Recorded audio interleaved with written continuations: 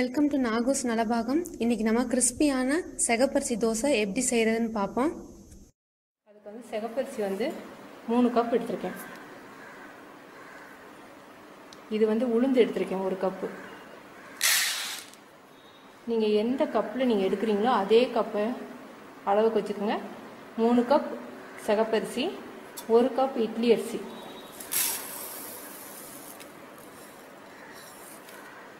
ஒரு கப் இட்லி அரிசி எதுக்காக போடுறேன்னா ருசி இருக்கணும். ருசி இல்லாட்டி குழந்தைங்க செகப்பரிசியே வேண்டாம்ன்றுவாங்க.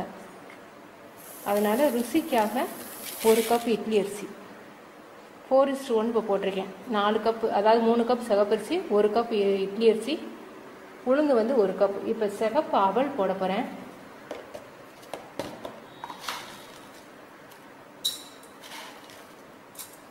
சிகப்பு அவல் வந்து 1 கைப்பிடி அளவுக்கு எடுத்திருக்கேன்.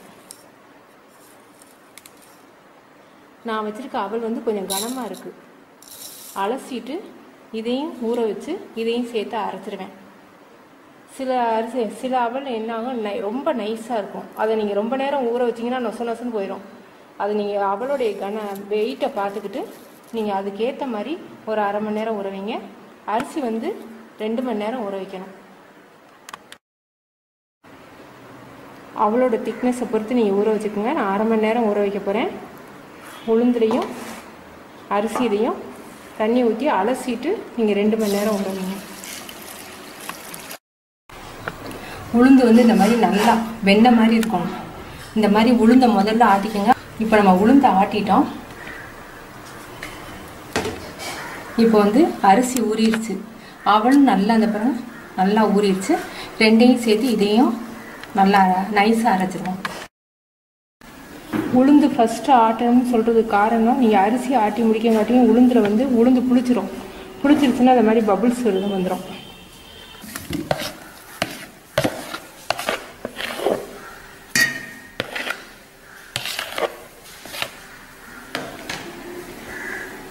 அரிசியும் அவளும் சேர்த்து நைஸாக ஆட்டிட்டோம்.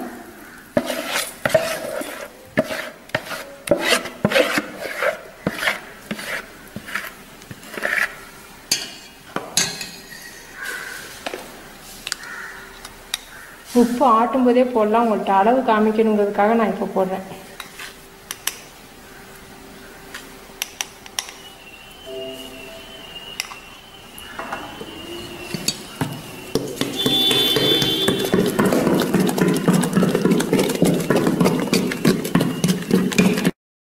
மாவு இந்த பதத்துக்கு இருக்கணும். ரொம்ப வந்து கெட்டியாக ஆட்டியிருந்தீங்கன்னா நீங்கள் கொஞ்சம் தண்ணி ஊற்றி கரைச்சிக்கலாம். மாவு வந்து புளிக்கிறதுக்கு 5லேருந்து 6 மணி நேரம் ஆகும். ஸோ நம்ம இப்போ புளிக்க வைப்போம்.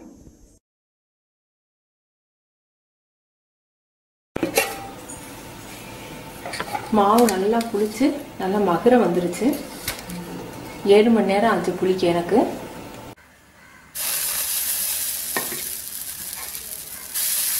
தோசை பிள்ளைங்களுக்கு ரொம்ப பிடிக்கும்.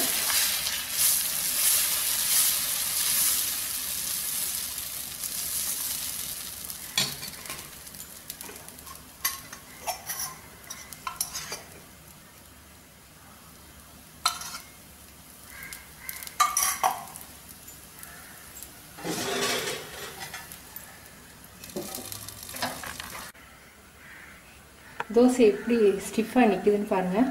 நல்லா மொறுன்னு இருக்கும். குழந்தைங்களுக்கு ரொம்ப பிடிக்கும். செகப்பரிசி வந்து சுகரை கண்ட்ரோல் பண்ணி நார் சத்து நிரம்பினது. நீங்கள் செஞ்சு பார்த்துட்டு உங்கள் கமெண்ட்ஸை சொல்லுங்கள். தேங்க்யூ.